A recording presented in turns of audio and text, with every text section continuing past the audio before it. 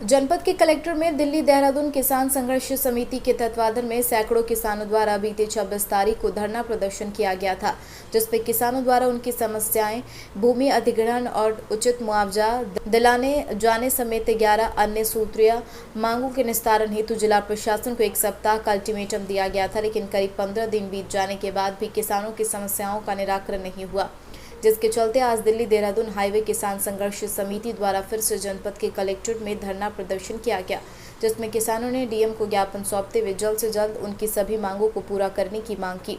किसानों का आरोप है, भारतीय राष्ट्रीय राजमार्ग प्राधिकरण बागपत द्वारा दिल्ली देहरादून इकोनॉमिकल कॉरिडोर के निर्माण में जनपद के करीब दर्जन भर गाँव के किसानों की भूमि अधिग्रहण की गई, लेकिन किसान सरकार द्वारा किए गए भूमि अधिग्रहण के मुआवजे से संतुष्ट नहीं है। किसानों ने सरकार से अपनी सभी मांगों को पूरा करने की मांग की।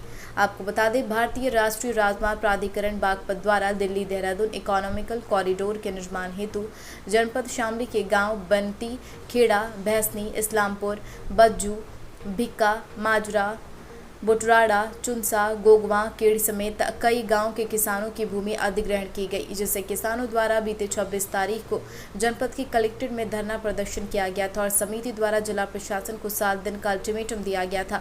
किसानों का आरोप है, करीब 15 दिन बीत जाने के बाद भी अभी तक जिला प्रशासन के कान पर जू तक नहीं रेंगी, जिसके चलते सोमवार को फिर से दिल्ली देहरादून हाईवे किसान संघर्ष समिति के तत्वाधान में सैकड़ों किसानों ने जनपद के कलेक्ट्रेट में अपनी 11 सूत्रीय मांगों को लेकर धरना प्रदर्शन किया।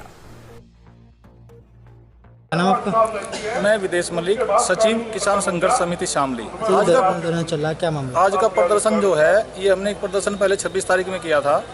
किसानों की भूमि अधिग्रहण को लेकर बहुत सारी समस्याएं हैं, उसके निराकरण के लिए हमने डीएम साहब को 7 दिन का अल्टीमेटम दिया और अपनी समस्याओं से अवगत कराया। 15 दिन हो चुके हैं, अभी तक कोई सुनवाई नहीं, ना कोई समस्या का समाधान। समस्या को लेकर चलूँ तो समस्या सबसे पहले मुआवजे की समस्या। सर्किल रेट हमारे यहाँ 2015 से नहीं बढ़ा पूरे जिले में, तो उसके अकॉर्डिंग अभी हमारा भूमि का अधिग्रहण कर रहे हैं, जो कि बहुत कम है। ये आज की रेट के हिसाब से, कमल भाई, आज के रेट के हिसाब से मुआवजे का निर्धारण होना चाहिए।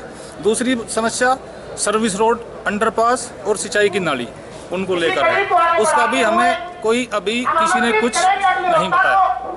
उसके बाद दिल्ली एनसीआर में है शामली, उसका भी हमारे को कुछ नहीं। उसके बाद हमारी और बहुत सारी समस्याएं हैं, अधिकारी कर्मचारी को सुनवाई नहीं करता। ट्यूबवेल का मुआवजा 40,000 रुपये, किसी फलदार वृक्ष का मुआवजा मजाक बना रखा है, 100-150 रुपये से लेकर मुआवजा है।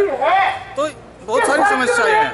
आज हम इसलिए आए हैं कि डीएम साहब हमारे बीच में आए और हमारी समस्याओं का ये बताया कि निस्तारण के लिए उन्होंने क्या किया। 15 दिन हो चुके हैं। इसी बीच में हम अपने जनप्रतिनिधियों से मिले, माननीय सांसद प्रदीप जी से मिले, विधायक शामली निर्वाल जी से मिले, केंद्रीय मंत्री संजीव बालियान जी से मिले। सबने आश्वासन दिया, लेकिन अभी तक कोई निस्तारण हमें दिखाई नहीं दे रहा। अगर कोई निस्तारण नहीं मिला तो क्या अगला कदम होगा? देखिए, पीड़ित किसान हैं, जिस प्रकार से जमीन को छीनना चाह रहे हैं, जमीन नहीं दी जाएगी। किसानों ने बिल्कुल साफ कह दिया, ना पैसा चाहिए, ना अपनी जमीन देंगे। अब वो शासन प्रशासन को, सरकार को तय करना है कि इनको किस हद तक ले जा सकते हैं। ये किसान बैठने वाला नहीं है, जमीन छीनने नहीं देगा किसान।